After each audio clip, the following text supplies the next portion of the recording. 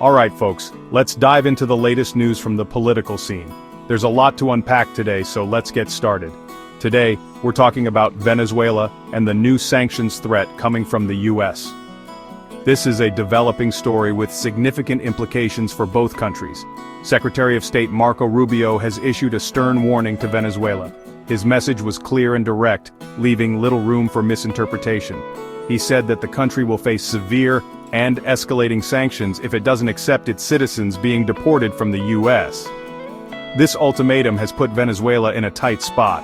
This is a significant development, and it's causing quite a stir. The political climate is heating up and reactions are pouring in from all sides. Now, why is this happening? What led to such a drastic measure from the US government? Well, the Trump administration is cracking down on Venezuelan gang members in the US.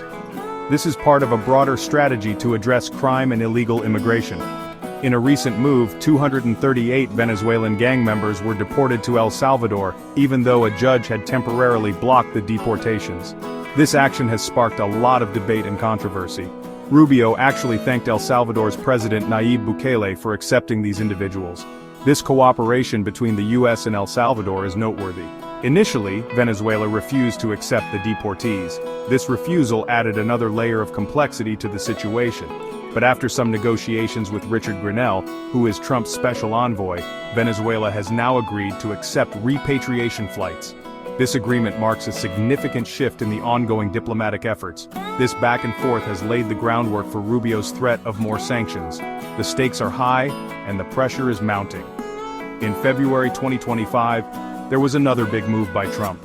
He decided to end Chevron's permit to export oil from Venezuela to the US. This decision has far-reaching economic implications. He decided to end Chevron's permit to export oil from Venezuela to the US. This move was seen as a direct response to the political situation in Venezuela. This decision was because Maduro's government hadn't met the benchmarks for free and fair elections. The US is demanding democratic reforms and transparency. The US is clearly putting pressure on Venezuela to change its political landscape. The goal is to push for a more democratic and stable government. Many Venezuelans in the US are here under temporary protected status due to the economic collapse under Maduro. This status has provided a lifeline for many families. This status has provided a lifeline for many, but the Trump administration is looking to end this program. The potential end of this status is causing anxiety and uncertainty among the Venezuelan community in the US. The potential end of this status and the deportations are creating a complex and contentious situation. The future of many Venezuelan families hangs in the balance. So, what does all this mean? What are the broader implications of these actions? It means that the US is taking a hardline stance on Venezuela. The message is clear: comply with our demands, or face the consequences. The sanctions are a tool to force the Venezuelan government to comply with US demands. This strategy is not without its critics, but it's a double-edged sword.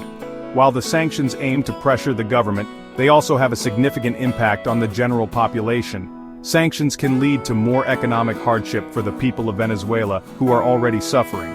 The humanitarian impact cannot be ignored. Rubio's warning is clear: Venezuela needs to cooperate, or face the consequences. The international community is watching closely. How this will play out in the coming months is anybody's guess.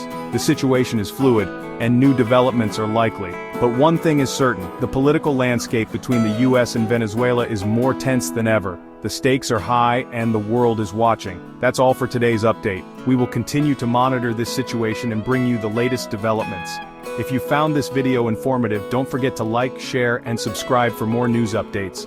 Your support helps us bring you the news that matters. Thanks for watching, and I'll see you next time. Stay informed and stay safe.